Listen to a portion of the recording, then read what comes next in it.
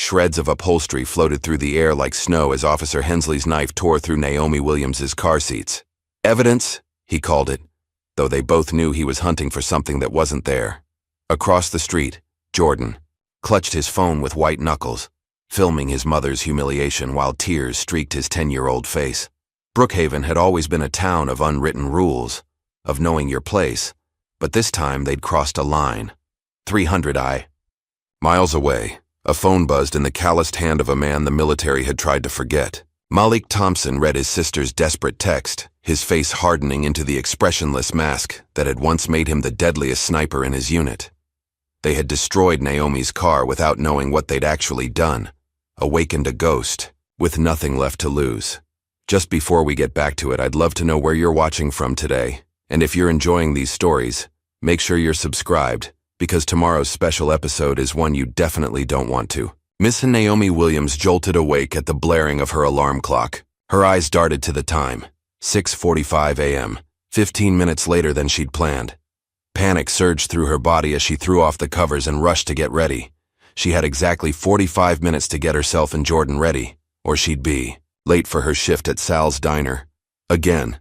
"Jordan, time to get up, baby," she called, hastily wrapping her hair and throwing on her pale blue waitress uniform. In the bedroom down the hall, her 10-year-old son groaned and pulled the covers over his head. "5 more minutes, Mom." "Not today, sweetheart. We're already running behind." Naomi's voice was firm but gentle. She'd been raising Jordan alone since his father walked out when he was 3. 7 years of daily juggling acts, of stretching dollars, of smiling through exhaustion.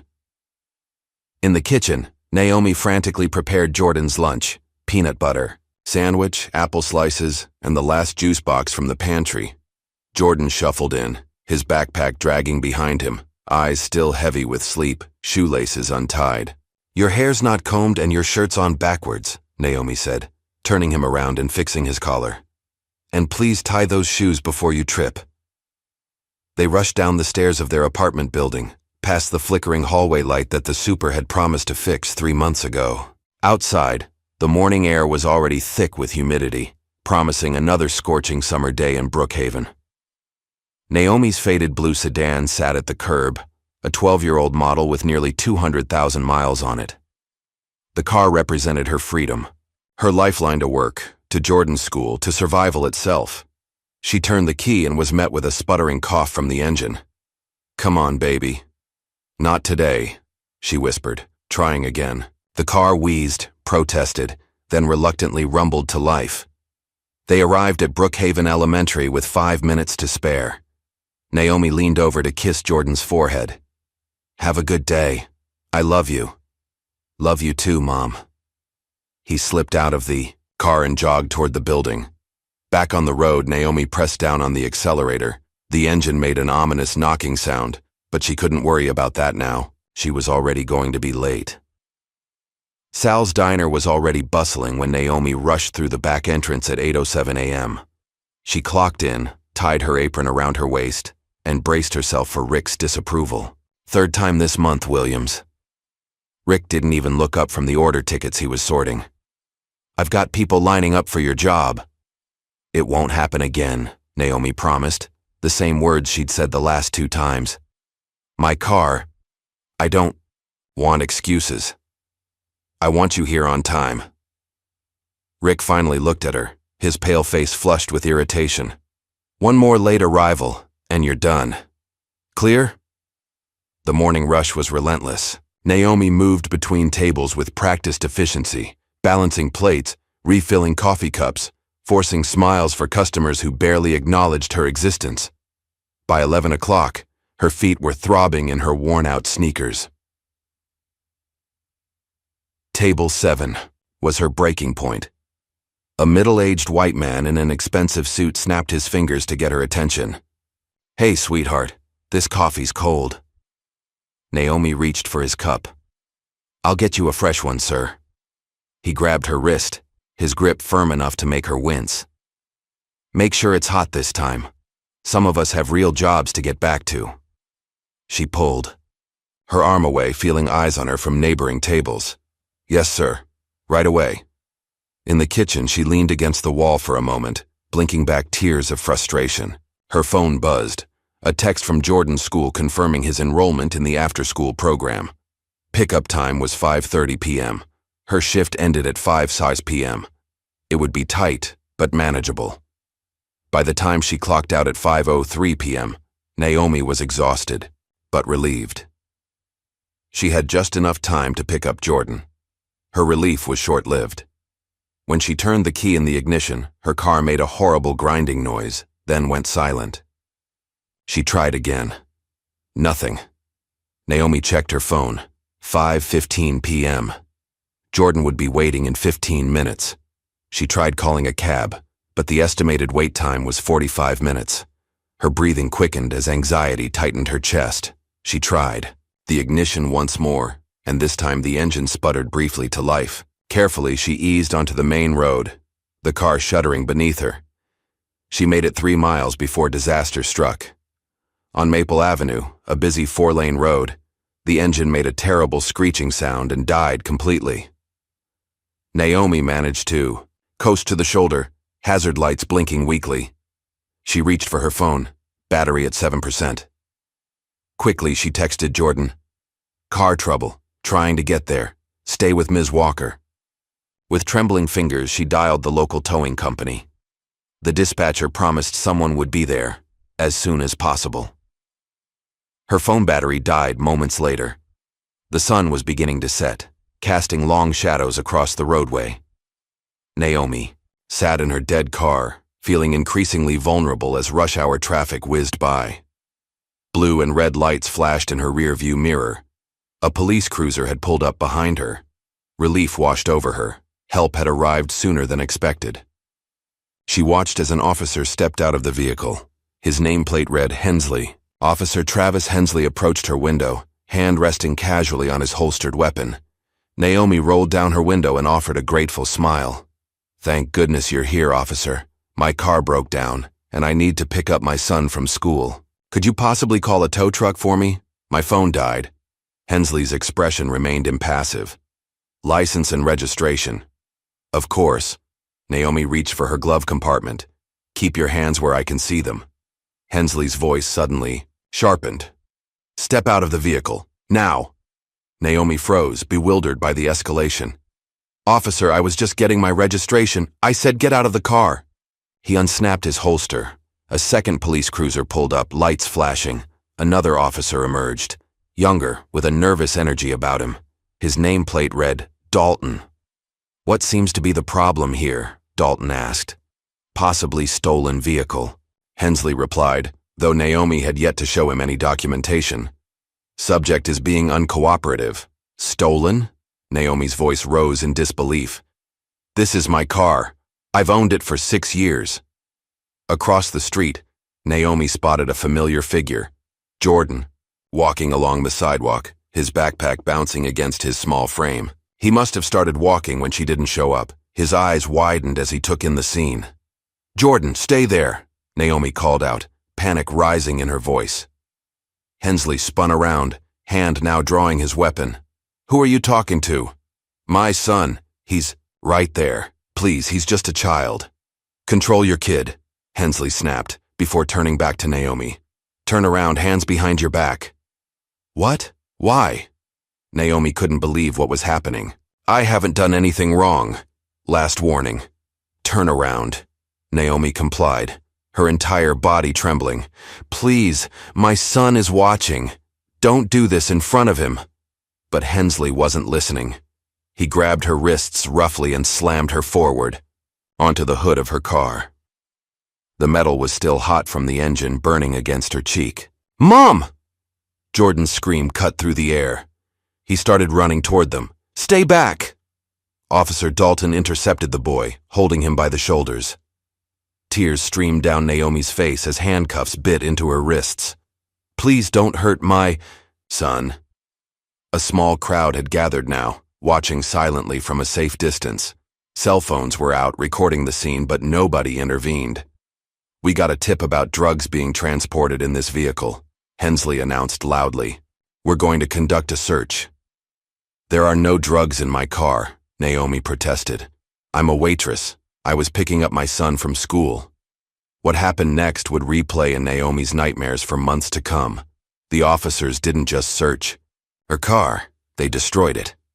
Hensley slashed the upholstery with a pocket knife, ripping open seats. Dalton smashed the glove compartment, scattering her insurance papers across the asphalt. They tore out the center console, broke the dashboard, and even punctured all 4 tires with quick, deliberate jabs. "Stop! Please stop!" Naomi begged, watching helplessly as they demolished her only means of transportation. Jordan was sobbing now, his small body shaking as he stood on the sidewalk. In his hand, Naomi noticed his phone, cracked screen pointed toward the officers, recording. After 15 minutes of methodical destruction, the search concluded. No drugs were found, as Naomi knew would be the case. Hensley approached her again, leaning in close. His breath was hot against her ear as he whispered, "Tell your kind to stay in line. This isn't your neighborhood." He uncuffed her with deliberate roughness. "You're free to go, but this vehicle is being impounded as evidence." "Evidence of what?" Naomi asked, rubbing her wrists. "You found nothing. Resisting an officer, potential drug trafficking." Hensley smirked. "My body cam malfunctioned, so it'll be your word against mine." A tow truck arrived, not the one Naomi had called, but one summoned by the officers. The driver avoided making eye contact as he hooked up her mutilated car. "You can retrieve your vehicle from the impound lot after paying the appropriate fees," Dalton informed her mechanically. "Have a nice day, ma'am." The officers departed, leaving Naomi and Jordan standing on the side of the road. The crowd dispersed quickly, no one offering help or acknowledging what they'd witnessed. Jordan ran to his mother, burying his face in her waitress uniform. "Mom, why did they do that?" "Why?" Naomi held him close, her body still trembling with shock and rage. "I don't know, baby. I don't know." They walked 3 miles to the nearest bus stop, rode for 45 minutes, then walked another mile to reach their apartment. By the time they arrived home, it was past 9 p.m. Neither had eaten dinner. Jordan hadn't finished his homework, and Naomi had no car to drive to work tomorrow.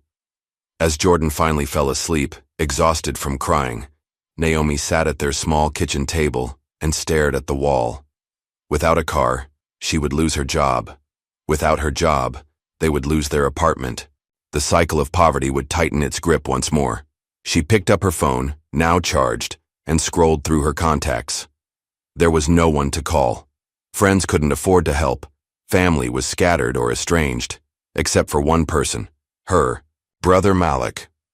They hadn't spoken in years, not since he'd enlisted and disappeared into classified missions overseas.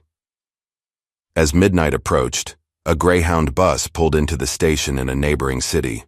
Among the few passengers disembarking was a rugged black man in his mid-30s. He wore faded military cargo pants and a plain black t-shirt. A duffel bag was slung over one shoulder. Malik Thompson stepped off the bus and squinted in the harsh fluorescent lighting of the station. His face bore the weathered look of someone who had seen too much. He lit a cigarette and took a long drag, scanning his surroundings with the hypervigilance of a man accustomed to danger. "Excuse me," he asked a passing janitor. "How far to Brookhaven? From here?" "About 20 miles south," the janitor replied. "You got someone picking you up?" Malik shook his head. "No, nobody knows I'm coming." The knock on Naomi's apartment door came at 2:17 a.m., 3 sharp raps, precise and deliberate. She was still awake, too wired from the day's trauma to sleep. "Who is it?" she called, one hand on the baseball bat she kept by the door. "It's me," 2 simple words in a deep, gravelly voice she hadn't heard in years. Before Naomi could respond, Jordan had woken up and approached the door. "Who's there, Mom?" Naomi unlocked the door, keeping the chain in place, and opened it a crack. The face that greeted her was both familiar and strange. Her brother's features, but hardened, scarred, eyes that had seen things she couldn't imagine. Jordan peered around her, his face transforming from sleepy confusion to wide-eyed recognition. "Uncle Malik?" Malik's stern expression softened slightly as he looked down at his nephew. "Hey, little man. You've grown." Naomi unlatched the chain and opened the door fully. her expression a complex mixture of relief, concern, and guarded suspicion. Malik, it's been 5 years. 4 years, 8 months, Malik corrected, stepping inside with the precise movements of a man always aware of his surroundings. His eyes scanned the apartment, taking in exits, windows, potential threats. A habit, formed in war zones. Jordan was suddenly wide awake, staring at his uncle with a mixture of awe and uncertainty. The boy had been 6 when Malik last visited, right before his final deployment. "Why don't you go back to bed, Jordan? You have school tomorrow," Naomi suggested gently. "But Mom..." "It's okay, buddy," Malik interjected. "I'll be here in the morning, promise." Reluctantly, Jordan retreated to his bedroom, looking back several times before closing his door. Silence fell between the siblings as they sat at the small kitchen table. Naomi made coffee, more for something to do with her hands than from any desire for caffeine at this hour. "Afghanistan?" Naomi finally asked, placing a chipped mug in front of him. Malik nodded. "Among other places. We thought you were dead for a while. No letters, no calls." Her voice remained neutral, but the hurt was evident. It was better that way. Better for who? The question hung in the air, unanswered. Malik sipped his coffee, eyes fixed on some middle distance. "I got your message. About what happened today." Naomi had texted him in a moment of desperation, never expecting a response. "I didn't think you'd come. Family's family." Simple words, weighted with unspoken history. She told him everything then. About the car, the officers, the humiliation, Jordan witnessing it all. As she spoke, Malik's expression remained impassive, but his eyes grew colder, his jaw tightening, imperceptibly. "These officers, you got names?" "One was Hensley, Travis Hensley." Naomi watched her brother carefully. "Does that name mean something to you?" Malik's face betrayed nothing. "This town's not that big." Later, Malik settled on the couch, refusing Naomi's offer of her bed. After she retired to her room, he sat in darkness staring at the wall. Sleep came reluctantly, and when it did, it brought the ghosts. In his dream, he was back in a remote Afghan village. The mission had gone wrong. There was blood on his hands. Screaming in the distance, a superior officer telling him, "This never happened, Thompson, understand?" Then the scene shifted to a military courtroom, accusations flying, his service record being torn apart, the word dishonorable echoing like a gunshot. Malik woke with a gasp, sweat soaking his shirt. He checked his watch. 5:30 a.m. Force of. Habit had him surveying the room, cataloging exits, potential weapons, threats. It took a moment to remember he was in his sister's apartment, not a combat zone. By the time Naomi and Jordan emerged for breakfast, Malik had showered and was preparing eggs and toast in the small kitchen. "Uncle Malik, were you really a sniper?" Jordan asked through a mouthful of eggs, eyes wide with childlike fascination. Naomi shot her son a warning look. "Jordan, that's not..." "It's okay," Malik interrupted, setting his own plate down. "Yes, I was, but that's not something to romanticize. It was a job." "Did you shoot bad guys?" Malik's expression darkened momentarily. "The world isn't divided into good guys and bad guys, Jordan. Sometimes good people do bad things for what they think are right reasons." Jordan frowned, processing this complexity. "But you protected people, right?" "That's what I tried to do." Malik reached across the table, his scarred hand gentle on Jordan's shoulder. "Listen, while I'm here, I want to teach you something important.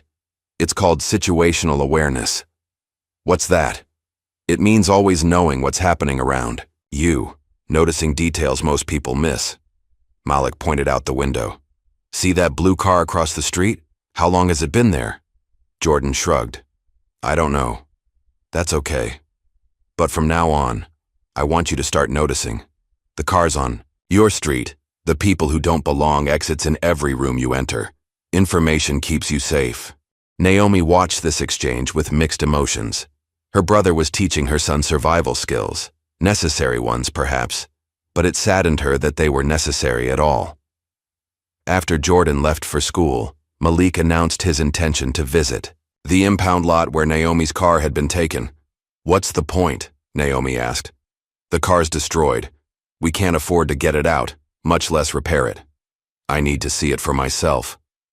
Malik's tone left no room for argument. I want to understand exactly what I'm dealing with. The Brookhaven Municipal Impound Lot was a fenced compound on the outskirts of town, guarded by a single board attendant in a small booth. Malik approached on foot, having taken the bus as close as possible.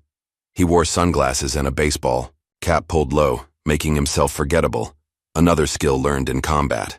I'm here about a vehicle brought in yesterday, he told the attendant. Blue sedan, registered to Naomi Williams. The attendant barely looked up from his phone. Family only, and there's a $500 release fee plus daily storage. I'm her brother, Malik Thompson. He slid his ID through the small opening in the booth's window. The attendant glanced at it, then made a call. After a brief conversation, he hung up and returned the ID. Sorry, that vehicle's on hold. Police investigation. Malik had expected this. Can I at least see it? Assess the damage? No visitors allowed on the lot without authorization. Malik thanked him politely and walked away. But instead of leaving the area, he found a vantage point nearby. A small rise that offered a clear view of the compound. He settled in, watching with the patience of a man who had once spent 3 days motionless in a desert hide, waiting for a single shot. He noted the guard rotations, camera placements, fence weaknesses. He observed which employees took smoke breaks and when, which areas of the lot had blind spots. Most importantly, he spotted Naomi's car, or what was left of it, parked in a back corner, already stripped of its wheels and battery. Returning to Naomi's neighborhood, Malik noticed something troubling. Neighbors who had previously been friendly, with his sister now avoided eye contact.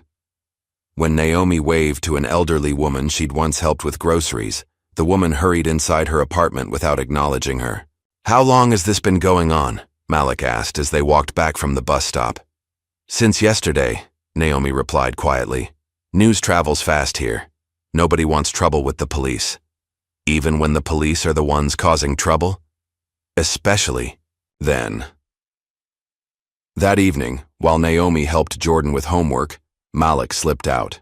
He had an old contact in town, David Briggs, a former Army communications specialist who'd served in Malik's unit before an IED took part of his left leg. Briggs had always been good with computers, better than good. If anyone could access sealed police records, it would be him. Briggs lived in a small house converted into a tech cave, walls lined with monitors and hard drives. His prosthetic leg was propped against the wall as he swiveled in his chair to face Malik. Holy shit, Thompson? Thought you were dead. Not for lack of trying. Malik clasped his old friend's hand. I need your help, Briggs. Whatever you need, brother. Infantry sticks together. Malik explained the situation with Naomi's car, Officer Hensley, and his suspicions about deeper corruption. Briggs listened, fingers already dancing across his keyboard. Hensley Travis. Been with Brookhaven PD 8 years. Excessive force complaints, all dismissed. Has a brother in federal service? Briggs looked up. Ring any bells? Malik's expression remained neutral, but his eyes hardened. Keep digging. I need to know his patterns, his associates, everything. The next morning, Malik visited the Brookhaven Police Department, wearing his most non-threatening outfit, khakis and a button-down shirt. He approached the front desk with a fabricated story about harassment at his sister's apartment building. As he filled out paperwork, a door opened, and Officer Travis Hensley emerged. Their eyes met across the lobby. For a moment, Hensley looked confused, then recognition dawned on his face, a mixture of surprise and something like fear quickly masked by aggression. Didn't think I'd see you again, Hensley said, approaching, slowly. Not in this town. Just visiting family, Malik replied evenly. Funny coincidence running into you. Hensley's pale face flushed slightly. Nothing stays buried forever, I guess. No, Malik agreed, eyes never leaving Hensley's. It doesn't. The tension between them was palpable, years of history compressed into that brief exchange. Hensley was the first to break eye contact, muttering something about being on patrol as he hurried out. That night, As Jordan slept, Naomi confronted her brother in the kitchen. "What was between you and Hensley? And don't tell me it's nothing. I saw your face when I mentioned his name." Malik was silent for a long moment. "We went to high school together." "And?" "Senior year. Football championship. I was quarterback. He was on the opposing team's defense. I embarrassed him on a play, broke his tackle, scored the winning touchdown." Malik's voice was flat, recounting facts rather than emotions. "After the game, he and some friends jumped me in the parking lot, put me in the hospital." "My God, Malik. That's not all.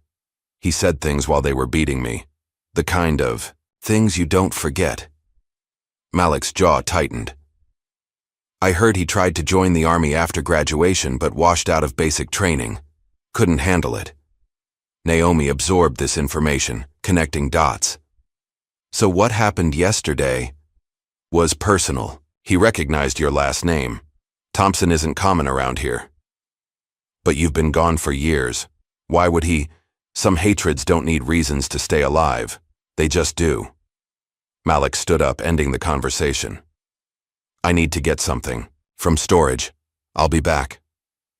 The storage unit was on the edge of town, one of those anonymous facilities where people keep the things they can't let go of, but don't want to look at every day.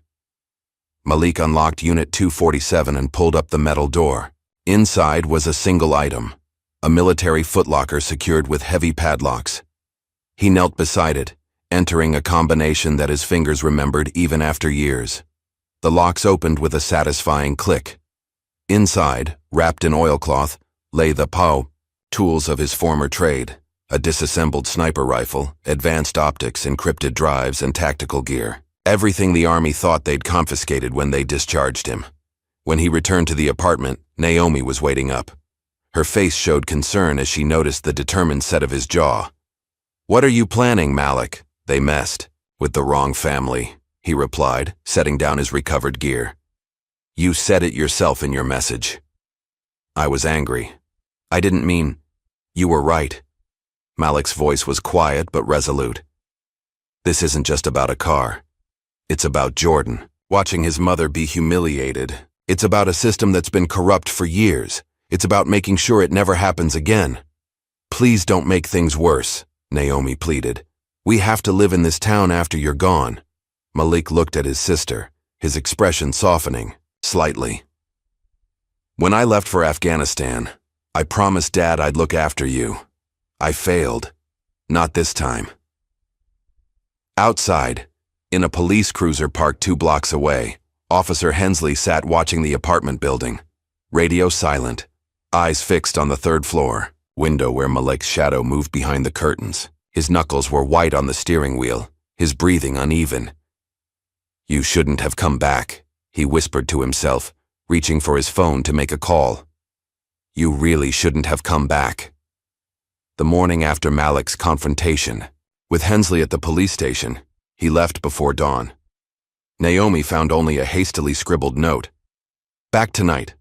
Lock the doors."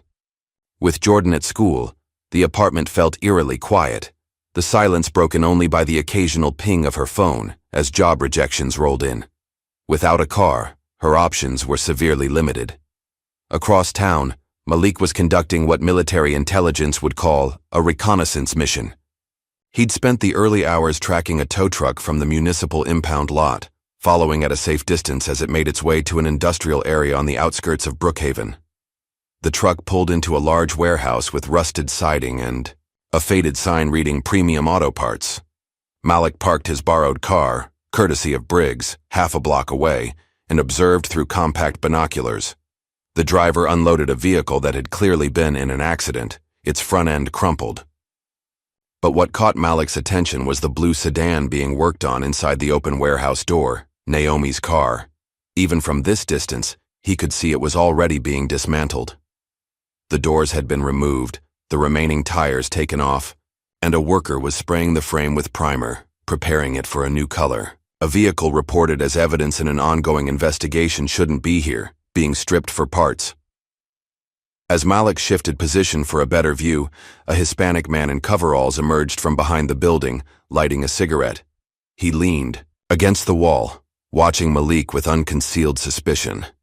After a moment, he approached. "Looking for something?" The man's voice was gruff but not hostile. Malik straightened up, abandoning any pretense of hiding.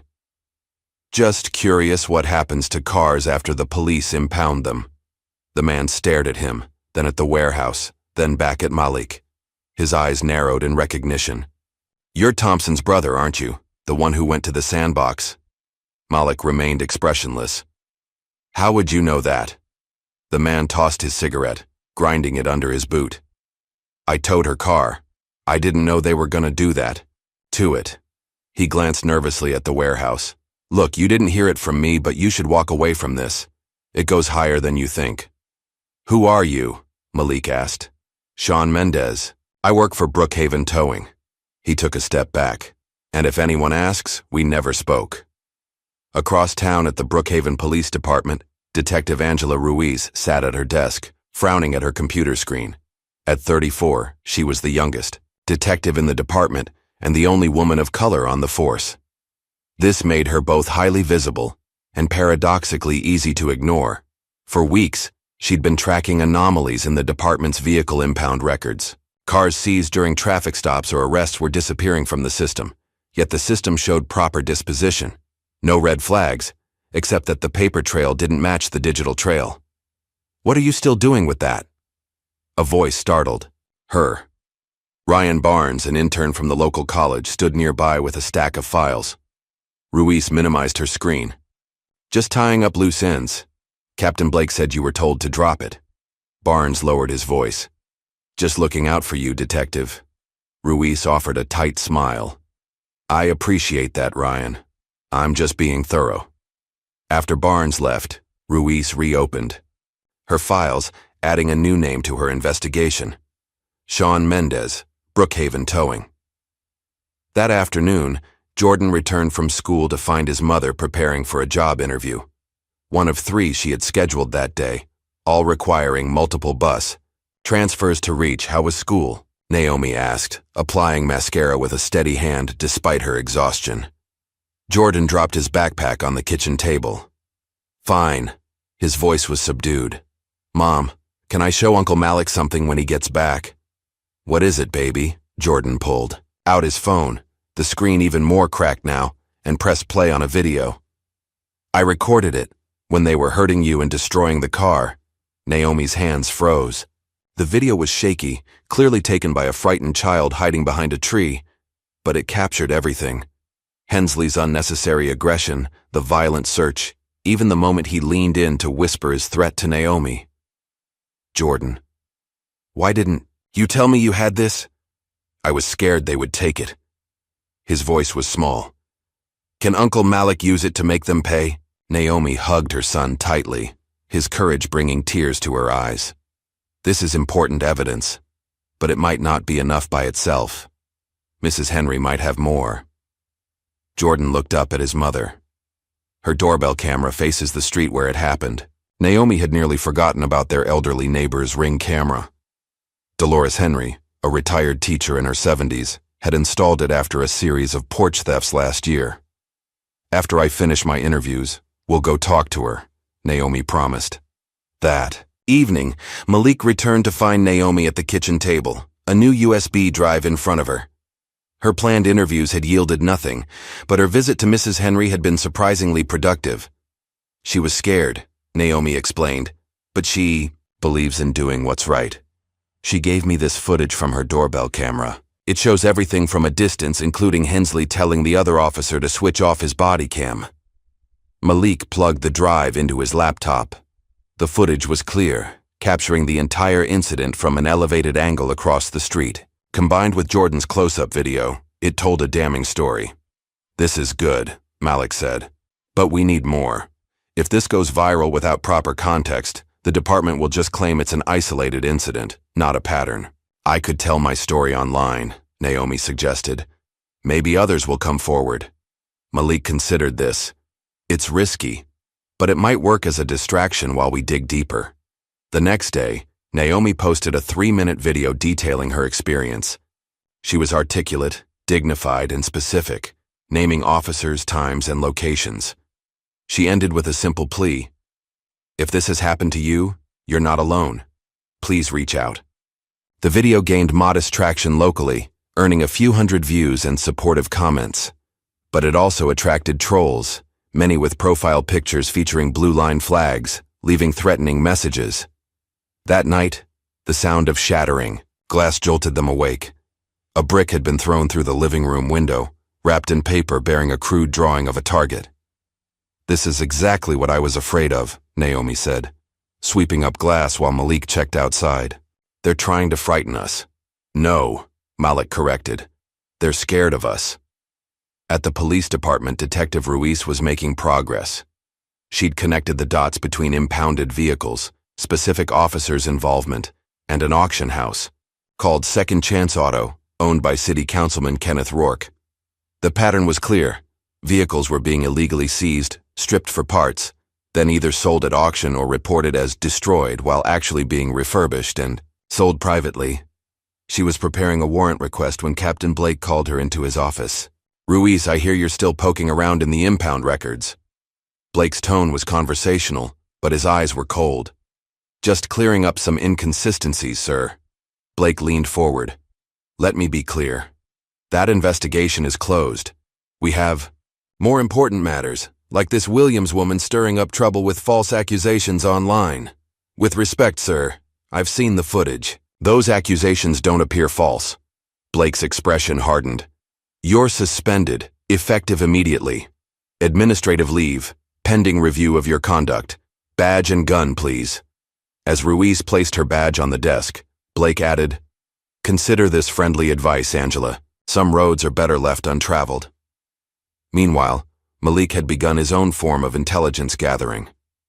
Using skills honed in Afghanistan, he installed discreet surveillance cameras overlooking the impound lot and the warehouse.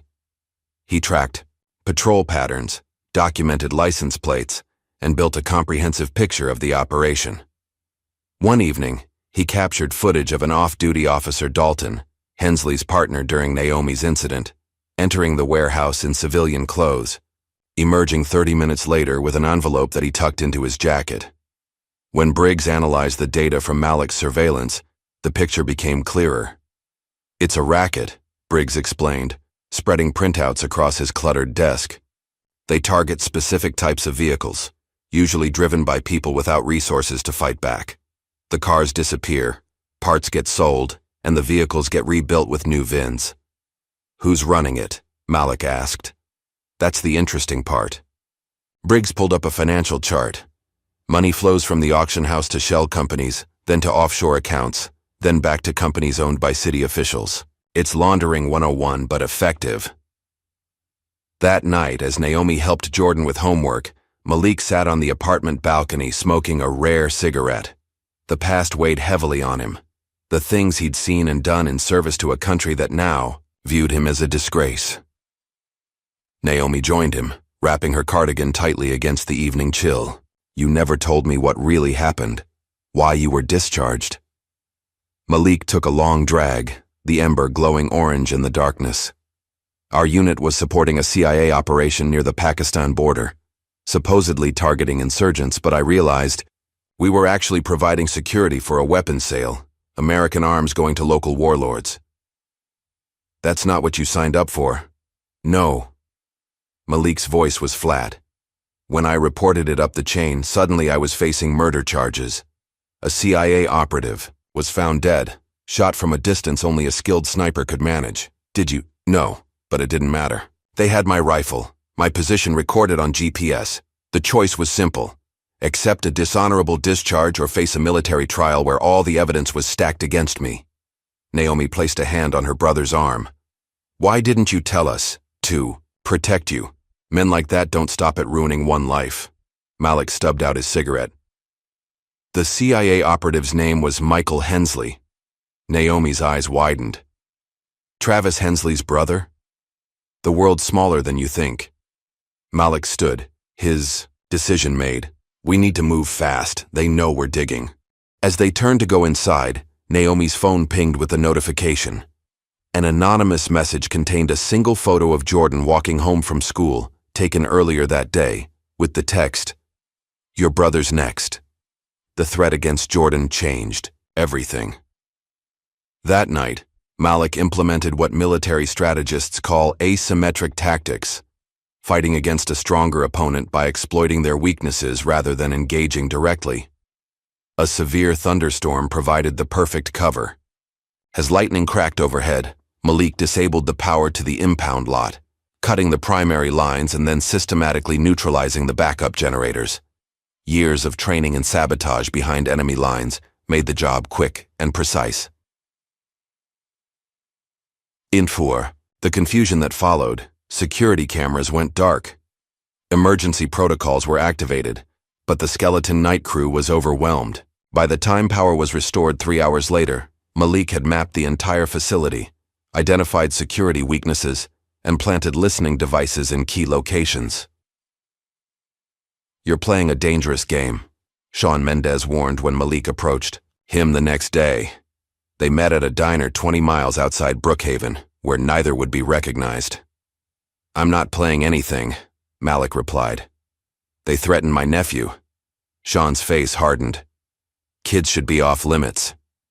He slid a USB drive across the table. Invoices, delivery schedules, contact lists. "I've done wrong, but I'm not dirty like them. Why help me now? Because I've got a son too." Shawn looked away. "And because what they did to your sister's car wasn't right. They normally just take them. They don't destroy them in front of kids." Across town, Detective Angela Ruiz was cleaning out her desk when her phone rang. A blocked number. "Detective Ruiz, this is Naomi Williams. I think we need to talk." They met at a coffee shop near the community college, away from police hangouts.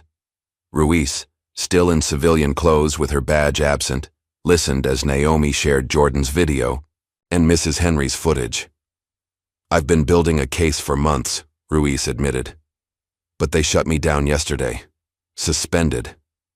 Because you were getting close? Because the whole system is compromised." Ruiz showed Naomi her findings, phone logs linking Captain Blake to the auction house, financial records connecting both to Councilman Rourke, and a pattern of over 300 illegally seized vehicles. "What can we do?" Naomi asked. "Officially, nothing. I'm suspended." Ruiz's expression hardened. "Unofficially, I still have friends in the state prosecutor's office, but we need more concrete evidence, the kind that can't be buried." As they spoke, Naomi's video was gaining traction online. A local black activist group called Brookhaven Justice Coalition had shared it, adding context about similar incidents in the community. The precinct issued a statement painting Naomi as emotionally unstable and claiming the video was heavily edited, but the damage was done. People were watching, questioning, demanding answers. The pressure was building, and Hensley felt it. That afternoon, he followed Jordan as the boy walked home from school. He kept his distance, staying in his personal vehicle, a black pickup truck with tinted windows. But his intention was clear: intimidation. What Hensley didn't expect was Malik. A block from the school, Malik emerged from between two buildings, cutting off Hensley's truck. With the precision of a combat veteran, he approached the driver's side, his movements fluid and controlled. Hensley reached for his off-duty weapon, but Malik was faster, yanking open the door and disarming him in one smooth motion. Following. "Children now, Officer Hensley?" Malik's voice was calm, his grip on Hensley's wrist just tight enough to cause pain without leaving marks. "This is assault on a police officer," Hensley sputtered, his confidence evaporating. "No, this is a concerned uncle having a friendly chat." Malik leaned closer. "If I see you near my nephew again, we'll have a different conversation, one you won't walk away from." Hensley's face flushed with anger and fear. "Your kind always resorts to threats." "My kind? You mean decorated veterans?" Malik released Hensley's wrist and stepped back. "Drive away, now." Jordan had witnessed the confrontation from a distance. When Malik reached him, the boy was trembling. "Was that one of them? The officers from that day?" "Yes, but he won't bother you again." Malik placed a reassuring hand on Jordan's shoulder. "You okay?" Jordan's eyes welled with tears. "I just want things to go back to normal.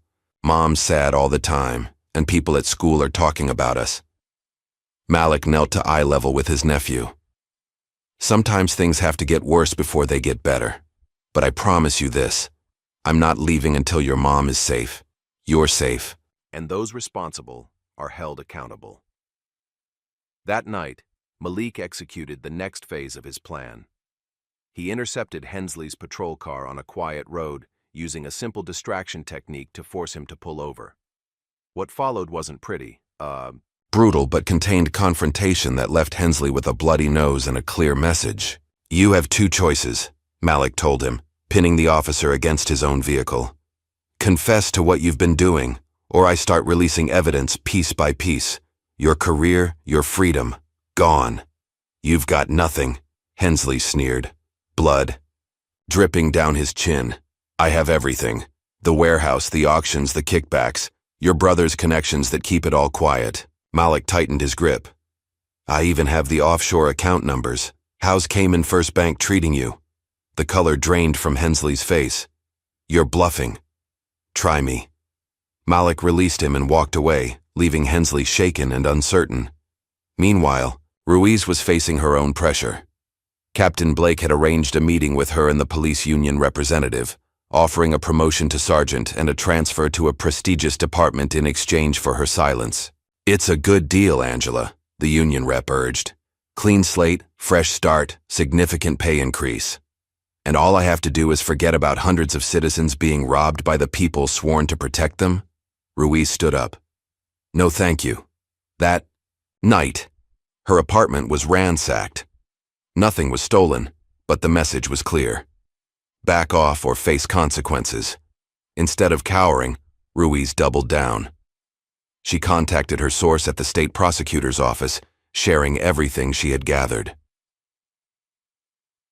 Dolores. Henry had been watching events unfold from her apartment window. At 76, she had lived in Brookhaven her entire life and had seen patterns of injustice repeat themselves decade after decade. When a local journalist reached out following Naomi's video, she made her decision. I've been silent too long, she told the reporter, her voice steady despite her nervousness. What happened to that young woman and her son was a disgrace to our community. I have footage from my security camera that shows the entire incident. The journalist was skeptical. Ma'am, are you sure you want to get involved? These are serious accusations against police officers. Mrs. Henry's spine straightened, decades of teaching unruly children giving her unexpected courage. Young man, I taught school in this town for 42 years. I've watched good people stay quiet while bad things happen. Not this time. The journalist's story ran the next day, featuring Mrs. Henry's clear, damning footage. The response was immediate. Phone calls flooded the police department, the mayor's office, and the local news station. Social media exploded with demands for accountability. Just as momentum was building, disaster struck.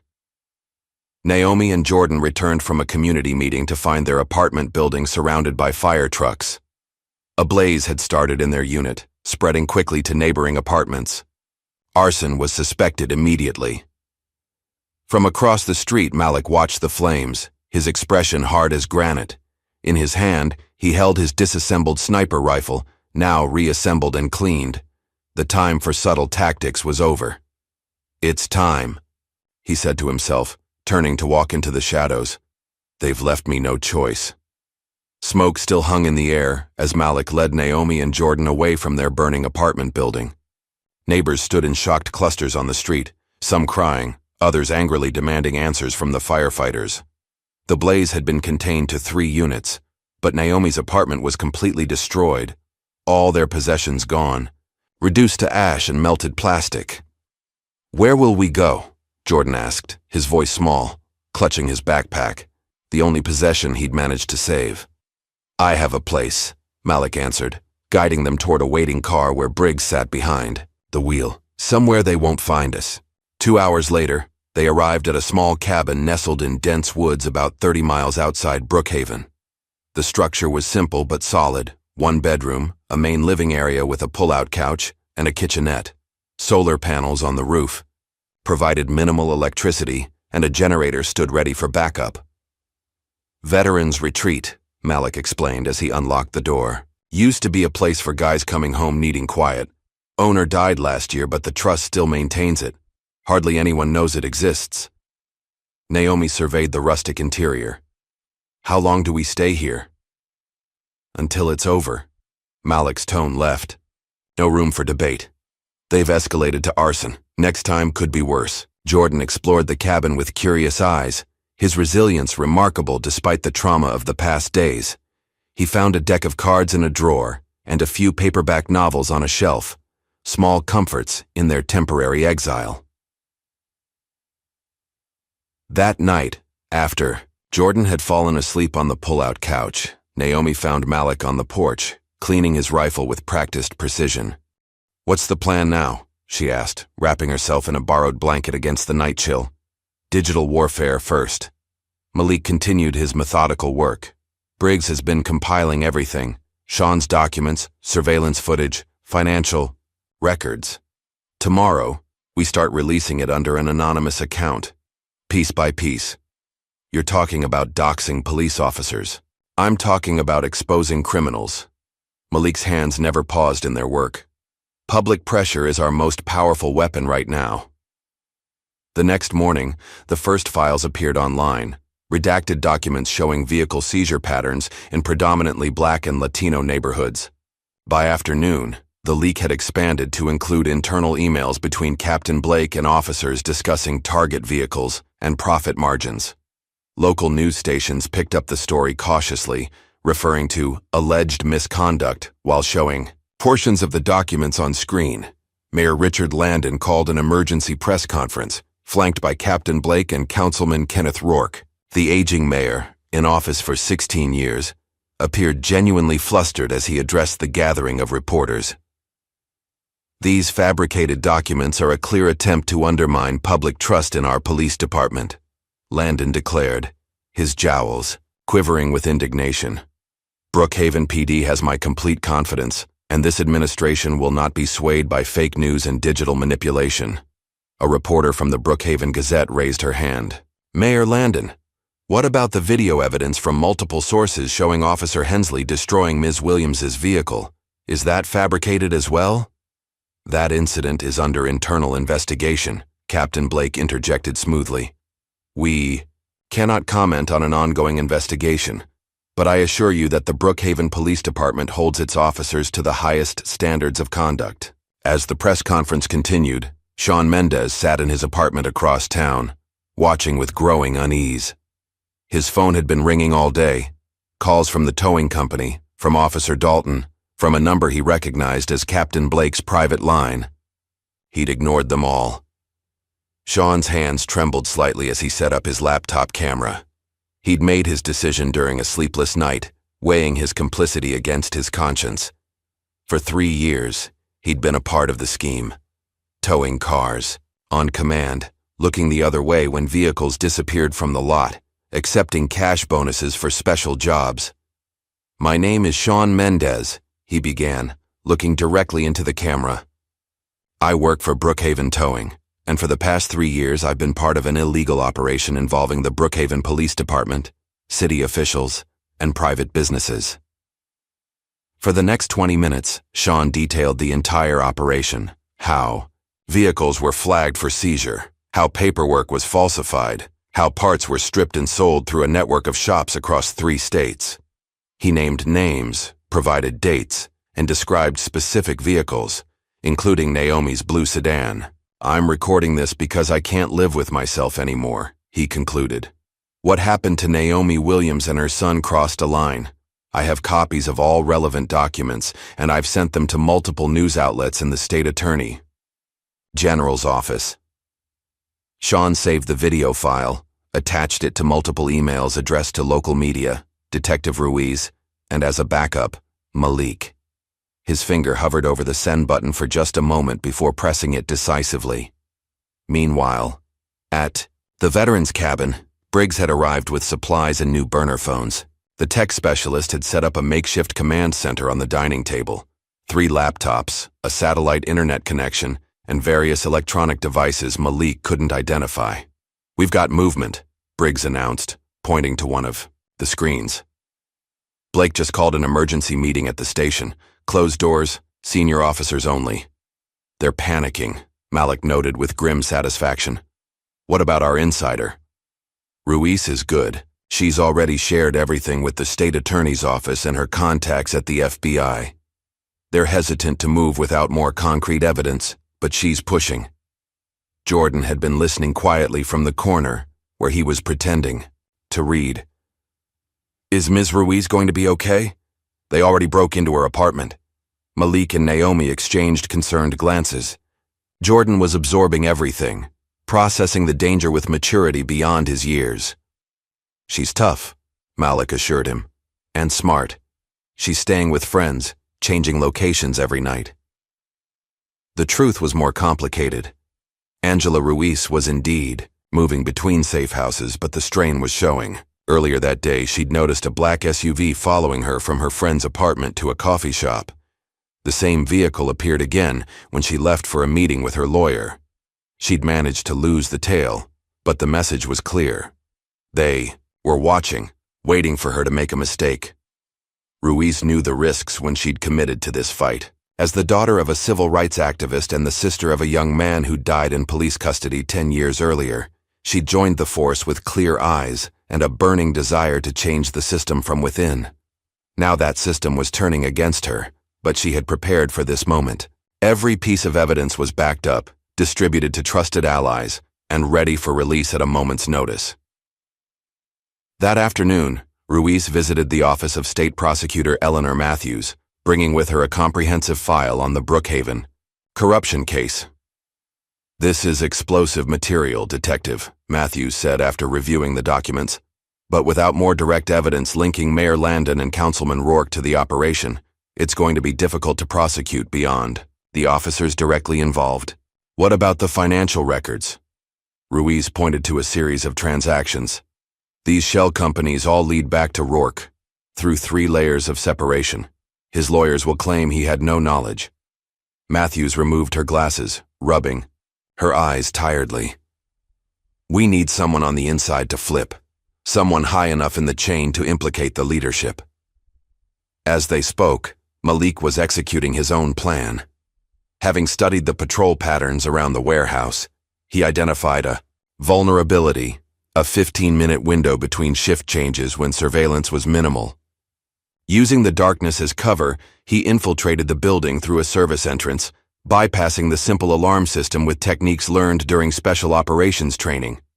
Inside, he found a treasure trove of evidence, vehicles in various stages of dismantling, including several that matched descriptions from recent drug stops in minority neighborhoods. He placed small, undetectable cameras in strategic locations and downloaded files from the office computer onto a flash drive. As he was preparing to leave, headlights swept across the warehouse windows. Malik melted into the shadows as 2 men entered. Officer Dalton and a civilian Malik recognized from his surveillance photos as Lucas Hayes, the warehouse manager. They were arguing intensely. This is falling apart, Dalton hissed. Sean's gone dark, the department's under investigation, and the mayor's breathing down our necks. Calm down, Hayes replied. We've weathered investigations before. Clean house, destroy records, lay low for a few months. Standard procedure. This is different, Dalton insisted. Someone's feeding information to the press.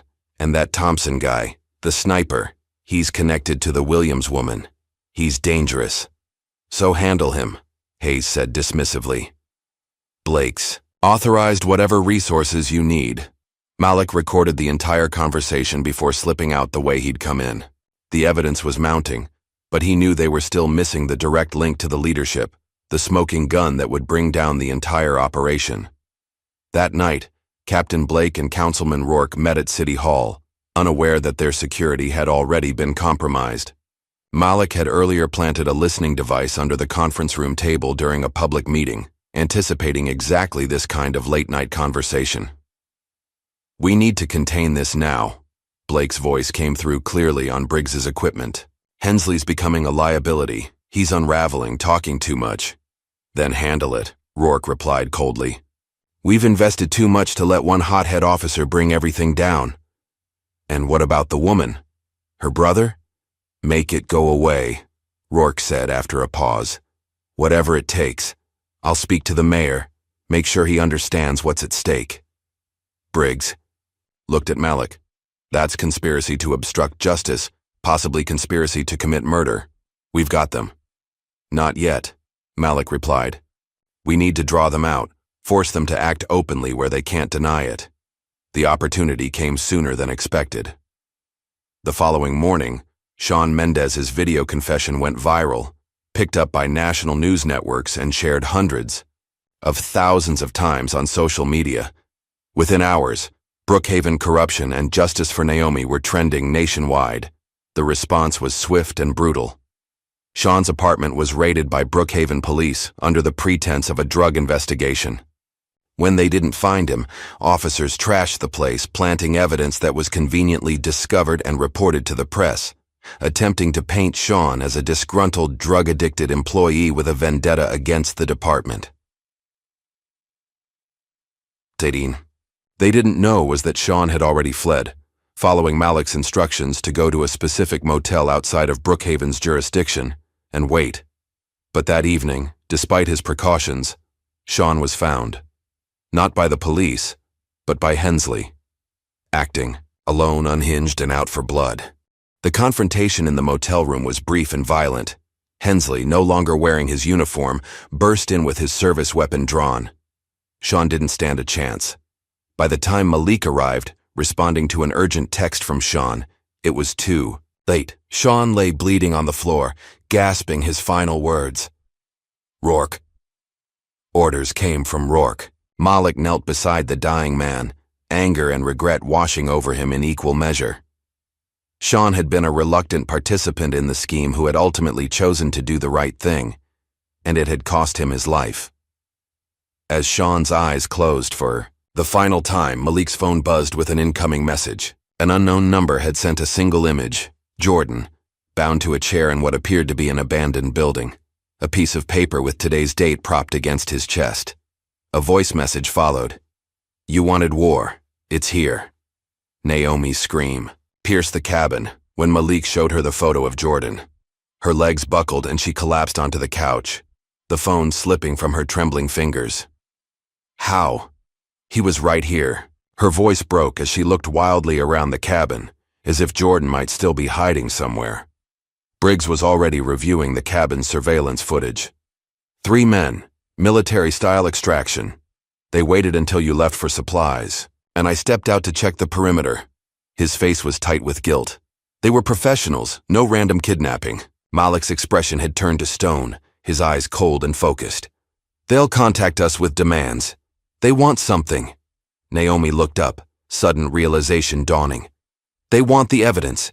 They want us to destroy everything we've gathered." "That's not all they want," Malik said quietly. "They want me. This is personal now." As predicted, another message arrived 20 minutes later.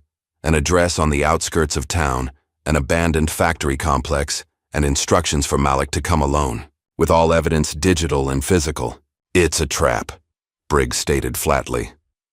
"Of course it is," Malik agreed, already checking his weapons. "But they've made a critical mistake." "What's that?" Naomi asked, her voice hollow with fear. "They think I care if I survive this." Malik's voice was chillingly calm. "I don't. I only care that Jordan does." While Malik prepared, Briggs made an urgent call to Detective Ruiz, informing her of the situation. Ruiz immediately alerted her federal contacts but warned that official response would be slow, too slow for Jordan. As Malik was gearing up to leave, Jordan made his own move. Though bound to a chair in a dusty office of the abandoned factory, the boy hadn't forgotten his uncle's lessons about situational awareness. He'd been cataloging details since the moment of his abduction. The number of men, 3, their weapons, handguns, 1 rifle, and most importantly, their patterns of movement. One of his captors, younger and clearly nervous, had left Jordan's phone on a table across the room. They'd taken it from his backpack but hadn't bothered to turn it off, confident in their control of the situation. During a shift change, when only the nervous guard remained, Jordan managed to work one hand, free from his loosely tied restraints. "Hey," he called softly to the guard. "I need to use the bathroom." "Hold it, kid," the guard replied, barely looking up from his phone. "Please, I'm going to have an accident." Jordan made his voice sound younger, more frightened. The guard sighed, then approached to untie him. As he leaned down, Jordan reached into the man's jacket pocket and extracted a folded piece of paper he'd noticed earlier. The guard led him to a filthy bathroom, waiting outside, unaware of the theft. Back in the chair, newly restrained but with the paper hidden in his sock, Jordan watched and waited.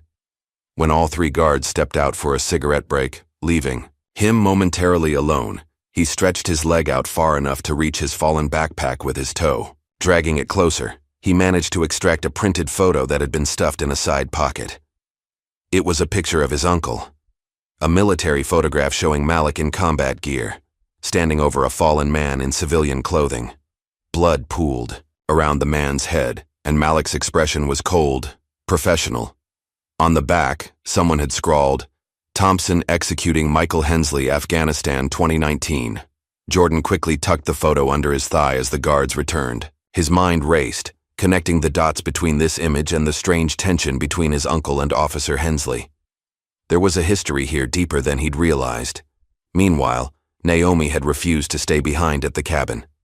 "He's my son," she'd told Malik firmly. "I'm coming with you." "They'll kill you both if they get the chance," Malik warned. "Then we make sure they don't get the chance." Her eyes burned with a mother's fierce determination. They developed a plan. While Malik would appear to surrender himself at the main entrance, Naomi and Briggs would approach from different angles, using the confusion to locate and extract Jordan. Ruiz would position herself nearby with her federal contacts on standby, ready to move in once Jordan was safe. Meanwhile, back at the cabin before leaving, Malik had shown Naomi something that changed everything: an encrypted drive containing classified files he'd smuggled out of Afghanistan. Among them was body camera footage from the day Michael Hensley died, footage proving that Malik had not killed him. "He was running a side operation selling weapons to local warlords," Malik explained. "When I discovered it, he tried to have me killed. The shot that killed him came from his own team, a cleanup operation to silence him when they realized I had evidence." Naomi stared at her brother in shock. "Why didn't you use this to clear your name?" "Because it implicated high-level CIA operatives and military contractors. They buried it, and I accepted the dishonorable discharge to protect you and Jordan. If I'd fought it, they would have come after my family. And now Officer Hensley thinks you killed his brother." "He knows I didn't," Malik corrected. "But he needs someone to blame. And the rest of them, Blake, Rourke, they're using his vendetta to further their own goals." As the siblings finalized their rescue plan, Naomi received a surprising call from Detective Ruiz. "We've got something," Ruiz said without preamble. "Shawn Mendez's confession video reached the governor. He's authorized a state police task force to investigate the Brookhaven PD, effective immediately." "That's good news, but it won't help Jordan right now," Naomi replied, her voice tight with worry. "Maybe it will," Ruiz countered. "The authorization includes emergency powers to supersede local jurisdiction. I've briefed them on the kidnapping. They're mobilizing, but they'll need time to get into position." "How much time?" 2 hours minimum." Naomi looked at Malik, who had been listening. He shook his head. "Too long. We move now." As darkness fell, they approached the abandoned factory complex from 3 different directions. Malik, wearing a tactical vest and armed with both his sidearm and sniper rifle, took the most direct route to the main entrance. Naomi circled to the eastern loading docks, guided by Briggs through an earpiece. Briggs himself approached from the south, using the cover of old storage tanks to mask his approach. Inside the factory office, Jordan had made his move. During another guard rotation, he'd managed to reach his phone with his foot, dragging it close enough to activate the emergency SOS feature. 3 quick presses of the power button. The phone silently sent his location to emergency services and to Naomi's phone as a designated emergency contact. Officer Hensley arrived at the factory, his face haggard from lack of sleep and excessive drinking. He burst into the office where Jordan was held. "Where's your uncle?" he demanded, looming over the boy. "I don't know," Jordan replied, meeting his gaze with surprising steadiness. Don't lie to me, kid. Hensley grabbed Jordan's chair, leaning in close enough that Jordan could smell alcohol on his breath. Your uncle murdered my brother. He left him to die in the dirt like an animal. You're wrong, Jordan said quietly. I saw the proof. Hensley's eyes narrowed. What proof? The real footage. The one that shows who really killed your brother. Hensley's face contorted with rage and confusion. He raised his hand as if to strike Jordan, but another guard intervened. Easy, officer. The kid's just trying to get under your skin. Outside, Malik had reached the main entrance. 2 armed men waited for him, their weapons trained on his approach. That's far enough, Thompson, one called out. Hands where we can. See them. Malik complied, slowly raising his hands. I'm here for the boy. No one else needs to get hurt. Captain Blake wants to talk to you first.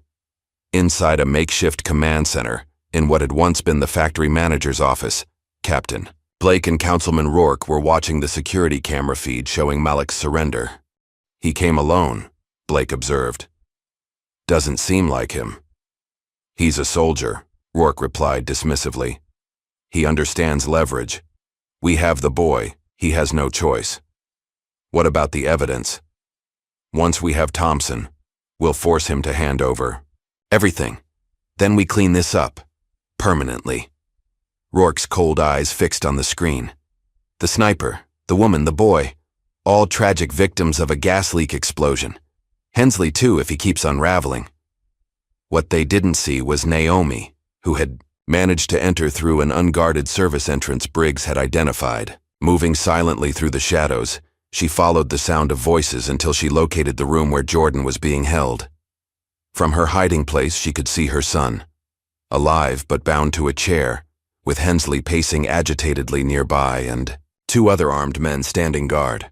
Her heart pounded as she signaled her position to Briggs and Malik through her earpiece. I'm in position, she whispered. Jordan's alive. Hensley's with him plus 2 guards. Wait for my signal, Malik's voice came back, barely audible. Briggs, what's your status? Security room located, Briggs replied. Ready to cut power on your mark. Outside, Malik allowed himself to be led into the building, mentally mapping the layout against the blueprints he'd studied. He was brought face to face with Blake and Rourke in the command center. Thompson, Blake acknowledged coldly. I'd say it's good to see you again, but we both know that's not true. Where's my nephew? Malik demanded. Safe, for now, Rourke interjected. Whether he stays that way depends entirely on you. Malik assessed the room. 2 exits, 3 armed guards plus Blake, who was almost certainly carrying. Rourke appeared unarmed but dangerous in a different way. His eyes held the calculating coldness of someone who saw people as disposable pieces on a chessboard. I want proof he's alive right now, Malik insisted. Or this conversation is over. Blake nodded to one of the guards who spoke into a radio. Moments later, a live feed appeared on one of the monitors, showing Jordan still bound in the chair, Hensley visible at the edge of the frame. Malik allowed himself a small breath of relief, then turned to Rourke. Let's cut to it. What do you want? Everything, Rourke replied simply. The evidence you've gathered, the files you've stolen, the witnesses you've persuaded to talk, all of it, permanently destroyed.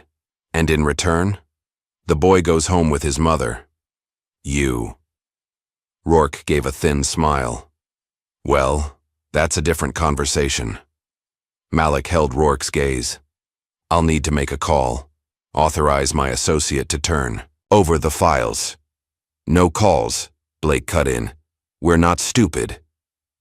Then you don't get what you want, Malik countered. The files are secured with encryption that will trigger if I don't check in hourly. Everything goes public automatically. Blake looked to Rourke, who nodded reluctantly. One call, on speaker. Malik dialed Briggs. It's me, Plan B. Understood, Briggs replied calmly. Seconds later, the entire factory plunged into darkness as Briggs cut the main power. Emergency lights cast an eerie red glow through the corridors as chaos erupted. In the confusion, Naomi made her move, slipping into the room where Jordan was held. Using a knife Malik had given her, she cut her son's restraints while the guards were distracted by the power outage. "Mom," Jordan whispered, throwing his arms around her. "Quiet, baby. We're getting out of here." She guided him toward the door, but their path was blocked by Hensley, his gun drawn. "Not so fast," he growled, his silhouette menacing in the red. "Emergency lighting. Nobody's going anywhere. Step away from my son." Naomi's voice was surprisingly steady as she stared down the barrel of Hensley's gun. The red emergency lights cast grotesque shadows across his face, making him look more monster than man. "You don't give the orders here," Hensley snarled. His hand trembled slightly. Whether from rage or the alcohol on his breath, Naomi couldn't tell. Jordan stepped forward, placing himself partially between his mother and the officer. "There's something you need to know about your brother." "Jordan, no." Naomi tried to pull him back. "I saw the real video," Jordan continued, his young voice clear and insistent. "Uncle Malik didn't kill him. His own team did." Hensley's eyes widened, a flicker of doubt crossing his face before hardening again. "Lying won't save you." "It's in my backpack." Jordan pointed to where his bag lay on the floor. "The picture and the paper with the codes to access the full video. Your brother was selling weapons. They killed him to cover it up." Hensley's attention shifted momentarily to the backpack, just long enough for Naomi to act. She lunged forward, driving her shoulder into his midsection with all her strength. The gun discharged, the bullet embedding itself in the ceiling as they both crashed to the floor. "Run, Jordan!" Naomi screamed, fighting to keep Hensley's gun hand pinned. Jordan darted for the door but stopped when he saw the two guards returning, drawn by the gunshot. He was trapped. At that exact moment, the emergency lights went out too. Briggs had cut the backup power. In the pitch darkness, a single shot rang out, followed by a heavy thud. When dim light from a tactical flashlight cut through the darkness, seconds later one guard lay motionless on the floor. Malik stood in the doorway, his silenced pistol still smoking. "Jordan, to me. Now." Malik's voice was a command, not a request. Jordan ran to his uncle while Naomi continued struggling with Hensley. The remaining guard reached for his weapon, but Malik was faster, placing a perfectly aimed shot through the man's shoulder. The guard collapsed, howling in pain. Malik moved to help Naomi, but she had already gained the upper hand, slamming Hensley's wrist against the concrete floor until his gun clattered away. She scrambled to retrieve it, backing away with the weapon, now trained on Hensley. "You won't shoot me," Hensley taunted, slowly getting to his feet despite the blood trickling from a cut on his forehead. "You don't have it in you." "You're right," Naomi replied, her aim never wavering. "But I don't need to shoot you. I just need to keep you here until the state police arrive." Hensley's expression changed, the reality of his situation sinking in. "State police?" "Governor's orders," Malik confirmed, his voice cold. Sean's confession video went viral. "It's over, Hensley." Elsewhere in the building, Rourke and Blake were in panicked motion, gathering documents and hard drives from the makeshift command center. "We need to go, now," Blake urged, shoving files into a duffel bag. "Thompson's obviously not alone. This could be a raid." "What about the boy?" "The evidence?" Rourke demanded, his usual composure cracking. "Forget them. We need to reach my boat. From there we can make it to international waters, figure out our next move." They rushed down a darkened corridor toward a rear exit, guided only by Blake's flashlight. As they reached a junction, the beam illuminated a figure blocking their path, Detective Angela Ruiz, her badge glinting in the light, her service weapon aimed steadily at them. "Police! Drop the bags! Hands where I can see them!" Blake reached for his gun, but Ruiz was prepared, firing a warning shot that echoed through the corridor. "That was your one warning, Captain," she said evenly. "The next one finds center mass." Blake froze, slowly raising his hands. Rourke, seeing his opportunity, suddenly shoved Blake toward Ruiz and bolted down a side passage. Blake stumbled into Ruiz, knocking her off balance. By the time she recovered, Rourke had disappeared into the darkness. "Federal agents are securing all exits," Ruiz informed Blake as she cuffed him. "You're done." Meanwhile, Malik had left Naomi to guard Hensley while he and Jordan made their way through the factory toward the central offices. Jordan led the way, remembering the path from when he'd been brought in. Through there, Jordan pointed to a set of double doors. That's where they were talking about the setup. They didn't know I could hear them. Malik peered through a small window in the door. Inside, he could see Rourke frantically ransacking cabinets in what had once been the factory manager's office. Stay back, Malik instructed Jordan, positioning the boy behind a heavy filing cabinet. No matter what happens, don't move until I come get you. Malik entered silently, his footsteps masked by the sounds of Rourke's desperate search. The councilman was muttering to himself, shoving documents into a briefcase. When he turned and saw Malik, he froze momentarily before forcing a politician's smile. "Thompson, I see you've managed to complicate things." He casually reached toward his jacket. "I wouldn't," Malik warned, his weapon trained on Rourke's chest. "Your security is down. Blake is in custody. It's finished." "Nothing's ever truly finished," Rourke replied smoothly. "Men like us understand that. We're soldiers in different armies, that's all. There's always a way out, a deal to be made. Not this time." Rourke's facade slipped, revealing the cold calculation beneath. "What do you want, Thompson? Money? Reinstatement? Your record cleared? I can make all that happen with one phone call." "I want justice for my sister, for every family your corrupt operation has victimized."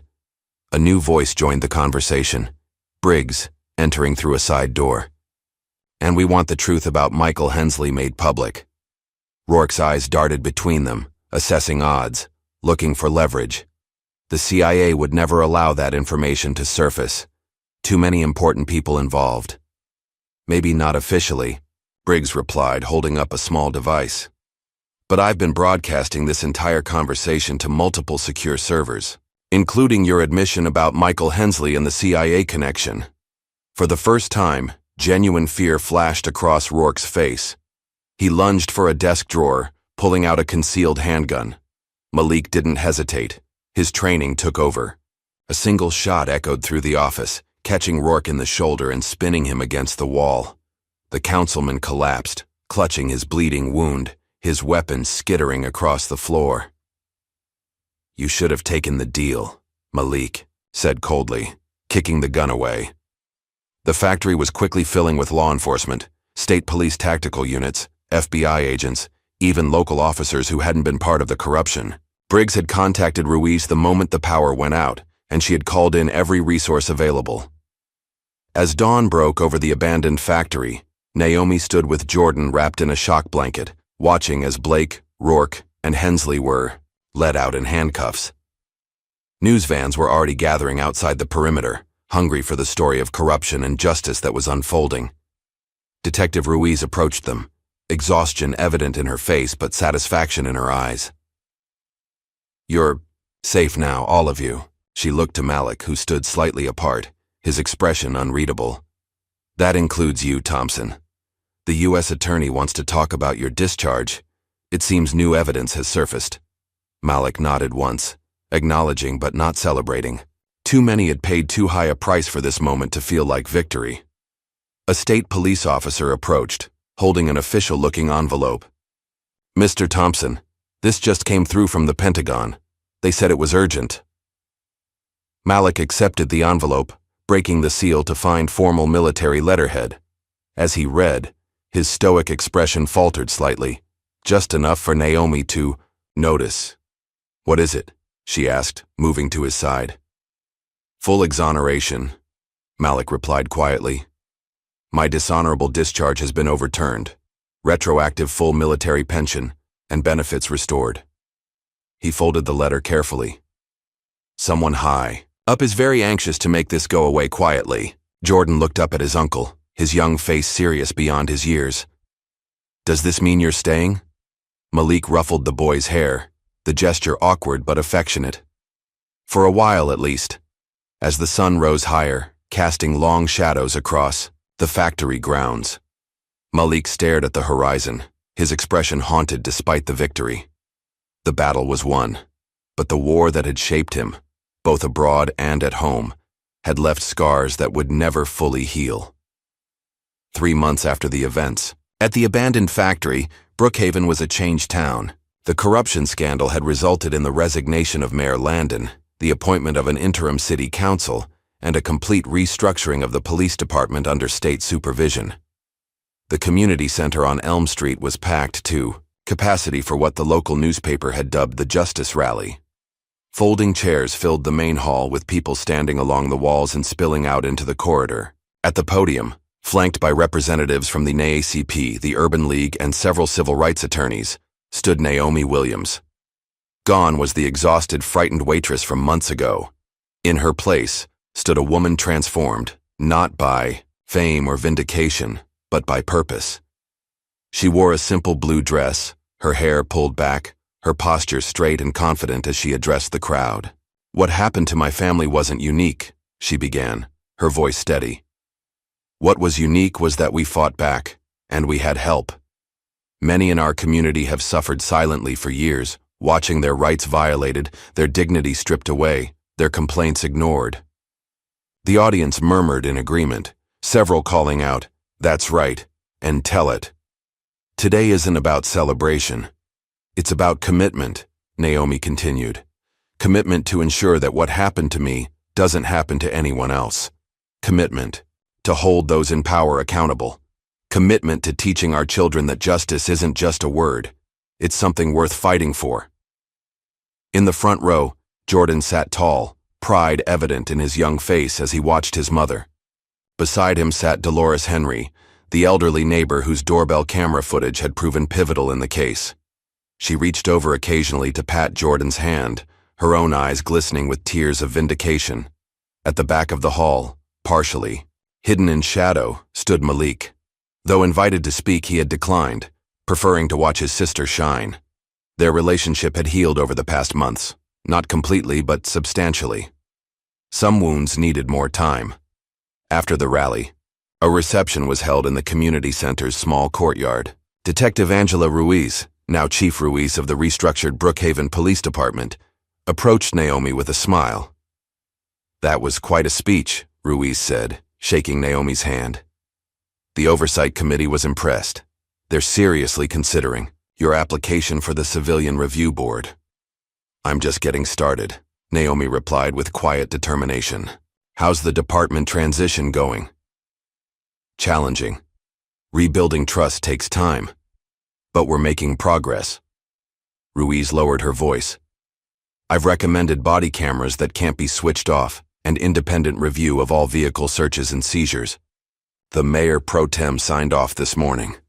Nearby, Jordan was surrounded by friends from school, recounting a carefully edited version of his ordeal. His status had shifted from kid whose mom got in trouble with the police to something approaching local hero, though Naomi was careful to monitor the attention, concerned about its impact on him. One significant change was evident in Jordan's demeanor, a new confidence, a watchfulness that hadn't been there before. Malik's lessons in situational awareness had taken root, for better or worse. The boy would never again view authority with blind trust, but neither had he become cynical. Instead, he'd developed a clear-eyed perspective that would serve him well in the years ahead. As afternoon faded into evening, the attendees gradually dispersed. Naomi, Jordan, and Malik walked together toward Naomi's new car, a modest sedan purchased with part of the settlement from her civil suit against the Yaqui City. "I got a letter today," Jordan announced as they drove, "from the Baldwin Foundation. They want to give me a full scholarship when I'm ready for college." "That's wonderful, baby," Naomi exclaimed, glancing at him in the rearview mirror. "They said my essay about what happened was the best they received," Jordan continued proudly. "They're even publishing it in their newsletter." Malik turned slightly in the passenger seat. "What did you write about?" "About how sometimes the people who are supposed to protect you don't, and the people you hardly know step up instead. About how justice doesn't just happen. You have to make it happen." Naomi's eyes met Malik's briefly, a silent acknowledgement, passing between them. Jordan had grown up too fast these past months, but perhaps he'd grown well. They drove to the courthouse, where Hensley's trial had concluded that morning. Though they hadn't attended the proceedings, Naomi had given her testimony days earlier. They wanted to witness this final chapter. As they pulled into the parking lot, Hensley was being led out in handcuffs, headed for a prison transport van. His face was gaunt, his former arrogance replaced by a hollow stare. When he spotted Malik watching from the car, he paused momentarily, their eyes meeting across the distance. There was no triumph in Malik's gaze, no gloating or satisfaction, only a quiet acknowledgement that justice, however imperfect, had finally been served. Hensley lowered his eyes first, allowing the officers to guide him into the van. 20 years, Naomi said quietly as the van pulled away. For Sean's murder, for kidnapping, for corruption. Blake got 15. Rourke's trial starts next month. Will it be enough? Jordan asked from the back seat. It's a start, Malik replied. Systems don't change overnight. The following week brought a surprising development. A letter arrived at Naomi's new apartment, bearing the presidential seal. Inside was a personal note thanking her for her courage in standing up to corruption and commending her commitment to community improvement. A separate letter addressed to Jordan praised his bravery and encouraged his interest in journalism. Notably absent was any mention of Malik's role in the events. When Naomi pointed this out, Malik simply shrugged. Better that way. Some things belong in the shadows. That afternoon, Malik drove to the small military cemetery 40 miles from Brookhaven. He walked among the headstones until he found the one he sought. Marcus Reynolds, a fellow Green Beret who had died in the same operation that had led to Malik's disgrace. Reynolds had been the only one who'd stood by him, who'd believed his version of events about Michael Hensley. That loyalty had cost Reynolds his career, and eventually, his life. Malik knelt beside the grave, placing his newly reinstated military insignia and dog tags on the headstone. We finally did something right, brother, he said softly. Not perfect, but right. As he walked back to his car, his phone rang. A number he didn't recognize, but a call he'd been half expecting. The voice on the other end was professional, clipped, clearly government, but deliberately vague. Mr. Thompson, we'd like to discuss an opportunity with you. Something off the books, but important. Your country needs people with your particular skill set and moral compass. I'm listening, Malik replied, his expression giving nothing away. When he returned to Naomi's apartment that evening, he found her on the balcony watching Jordan ride his new bicycle around the complex. The boy waved enthusiastically each time he passed below, his face carefree in a way it hadn't been for months. You're leaving again, aren't you? Naomi asked without turning around. She'd always been perceptive. I have to. Malik stood beside her, watching Jordan make another loop. Some fights aren't over. Will you at least say goodbye to him this time? Yes. Malik's voice softened. And I'll come back. Not in 5 years. Much sooner. Naomi studied her brother's face. You found purpose again, something like that. He didn't elaborate and she didn't press. Some secrets were safer kept. The next morning, Malik was gone, his few possessions packed, his rental car no longer in the parking lot. Jordan found a small package on his bed, a compass with a note. Always know where you're going. Always remember where you've been. Life gradually settled into a new normal for Naomi and Jordan. She opened a small cafe called Second Chances near the community center, hiring local youth and formerly incarcerated individuals looking for a fresh start. Jordan threw himself into school and his new passion for journalism, his article about the corruption scandal winning a statewide contest for young writers. Occasionally, Naomi would catch glimpses of a familiar figure watching from a distance, at Jordan's school play, at the cafe's grand opening, at the community center's rebuilding. Ceremony, Malik never approached, never made his presence known beyond that brief visual confirmation that he was still connected, still watching over them. One evening, as Jordan rode his bike past the newly rebuilt community center, Naomi noticed a tall figure standing in the shadows across the street. For a moment, their eyes met, and Malik offered a small nod before vanishing around the corner. Peace comes in unexpected ways, Dolores Henry had told Naomi weeks earlier. Sometimes through justice, sometimes through acceptance, sometimes just through knowing you're not alone in the fight. As the streetlights flickered on and Jordan made his way back toward her, Naomi felt that peace settling over her. Fragile, perhaps. Hard-won, certainly. But real, nonetheless. The system hadn't been completely fixed, but it had been shaken. Awareness had been raised. And in their own small corner of the world, justice had prevailed. For now, that was enough. What price are we willing to pay for justice in a system built to resist change? Malik's war continues in the shadows, but Naomi and Jordan's victory reminds us that even the most entrenched corruption can be challenged when we refuse to stay silent. If this story moved you, like and subscribe for more tales of courage against impossible odds.